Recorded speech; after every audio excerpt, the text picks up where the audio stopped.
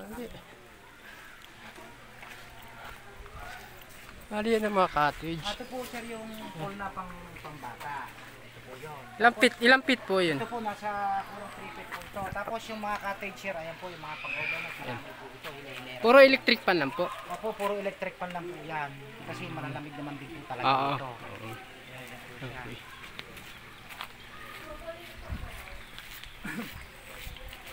Yan, may mga kubo. Ito pa rin po Mayroong kubo na po yan. Tapos yung mga CR po ito. palikuran. So, tapos ito naman po sir yung pang-adult ng swimming pool. Puro fresh water po yan, puro tubig bukal. Wala po siyang chlorine. Ito naman po yung mga open cottage. Ito po yun. Meron pong 150, may 200, may 300. Ayun po. Ganda tubig. Oo, malinaw naman. Fish siya, maapaw. Private pool, ayun. Ayan, friend po siya. Concrete po, no? Opo.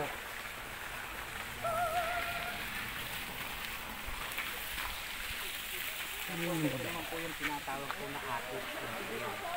Diba ba't itaas naman po yan? Oo. Bali po magkano po yan? Depende sa class ito po ba? sir, halimbawa pag maramihan kayo, pag day tour po kayo, pag kinuha niyo po lahat to, 1,000. Yan, pang ilang katao po yun? 30 na kung halos mahigit po yan sir. 30. Opo, mahigit. Kasi ano lang po ng ibabaw po talaga niya. Sa day tour lang po yun. Pero day pag tour overnight po kinuha niyo yan, 2-4 po lahat yan. Kasi ang dami pong lulan. Eh naman po, pag naman po inano nyo, parang ang ano po nila, kasi bagong gawa po yan. Parang 2,000 po yan, kasama na po yung pool.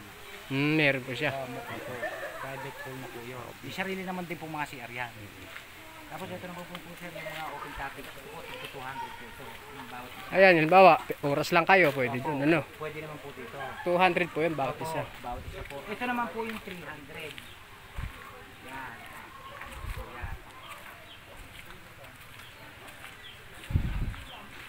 Bali may mga concrete at saka gawa din po sa kawayan saka buo yung ano nila, mga cottage nila. Ito po sir, pag day tour po kayo, 600 po ito.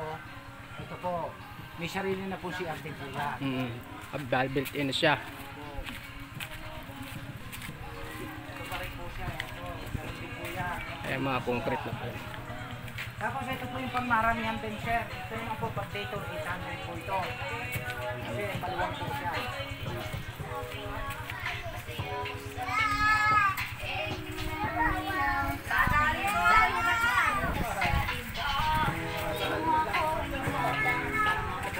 Mga pangkopol. Built-in na rin po ng CR yun. Oo. Built-in na rin ng CR. Ito po yung CR naman po niya. Individual na yun. Opo, individual din po. Tapos ito po yung CR, yung may sarili din po siya. Yun. Ito siya. 600 din po yun. Dator po. Opo. Tapos ito naman din po siya, 200 din po ito. Kita po yung force natin sa bandang dulo sir. Aba. Sige. Ito natin. Meron sila rito ng pampo. May balon. Bali sa balon nakakaano yung tubig.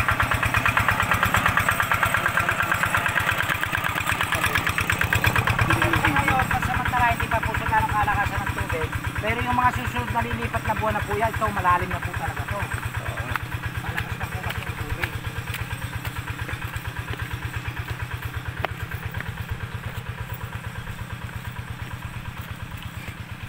Yung mga kasama ko. Antay-antay sila ron. Antay-antay kayo dyan. Ako muna. Mga brother. Yan. Yung mga mahihilig dyan sa physical na adventurous, sumiligo, dito pwede ito. Ingat-ingat lang dahil ang mga bato ay masyadong matutulis sa mga bato. Sama tayo ni Kuya sa dun sa pools na to. Tour guide natin.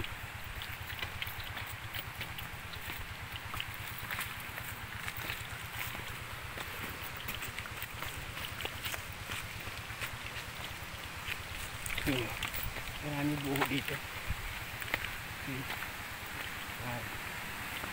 Ayan. Parang pools.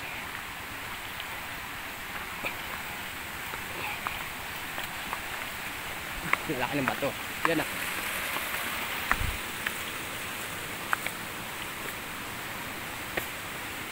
Punta tayo sa pools. May narinig yun. Siya. Sa ngayon po sir, ayan na po ngayon yung pool. Ito ayan, pwede niya paliguan na po yan. Yan, naligo na siya. Sa ibabaw daw po, pwede rin po kayo pumunta. Kung sakali pong magustuhan niyo. Yung sa taas po. Opo. Ganun dito kataas yun. Hindi naman po siya, puro flat lang naman po. Ganyan na siya talaga. Malalamig na area lang po yun. Tapos ayan po yung part na medyo malalim yun po sir. Ito malalim-lalim din po sir. Yung mga ano na yan, bagsakan na po yan. Mapagsakan po yan, medyo malalim. Pero pagka yung month po sir ng mga September, October, ito lahat po ng bato na yan, lubog po yan. Bilikas. Tapos po yung lahat ng rock formation po na yan, punong-puno po lahat ng tubig yan. Ay, tinuturo ko yan.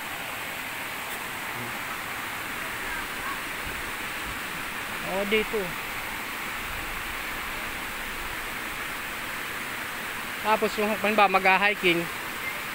Halimbawa po, gusto mag-hiking. Sampung banda. Kung part na po gusto niyo ng mga hiking, pwede naman po tayo sa kabilang side po na yan. Sa Sumaga doon. Puro paakyat lang naman po yun. Puro paakyat siya.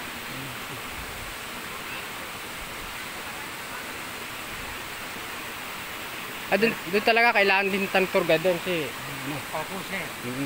Kasi malayo-layo po yung lalakarin nyo kung gusto nyo talaga ng hiking. Mga kulang 2 oras po yun. ay maganda para pagbalik tampisaw agad. Ayan may naliligo na. Kukunti pa raw siya kasi ngayon po sa sunod ng mga araw. Yung mga batong nakakita nyo na yan nakahid na po yan dahil sa tubig. Mas malakas na raw po yung tubig. Ngayon gaya yung mga bato na yan. Hindi mo raw makikita yan sunod ng mga buwan dahil malakas si Agos yung mga bato. Malaki ng bato yan. Yan. Yan po sabi ang tour guide natin. Okay.